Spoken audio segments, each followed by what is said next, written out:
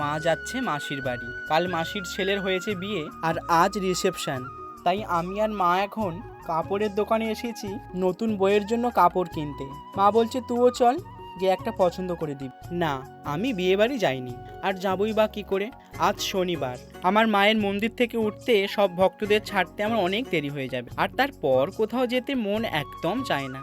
তাই গেলাম না, কিন্তু নিমন্ত্রণ তো করে গেছে, নিজের মাসি বলে কথা, তাই মাকে পাঠিয়ে দিলাম। দাঁড়াও, এই এতগুলো শাড়ি দেখার পর আমার মায়ের মাত্র দুটো শাড়ি পছন্দ হয়েছে, এই নীল রঙের শাড়িটা আর এই হলুদে লাল পাটটা। আমি বললাম তুমি দুটোই নিয়ে চলে যাও। আসলে কথাটা কিন্তু তা নয়, মা শাড়ি পছন্দ করতে এসেছিল নতুন বৌমার জন্য, আর মা নিজেই একটা শাড়ি পছন্দ করে ফেলেছে। এই যে এই শাড়িটা আবার মাকে কিনে দিতে হলো। শাড়ি কিনা তো হলো, কিন্তু মা আবার বলছে একটা ভালো হার পছন্দ করে দিত, আর আমি এসব গয়নাঘাটি খুব একটা চুজ করতে পারি না। তাই মাকে বললাম তোমাকে এখন নিতে হবে না, তুমি ওই শাড়ি নিয়ে যাও, আমি পরে একটা কিনে দেবো। চলো।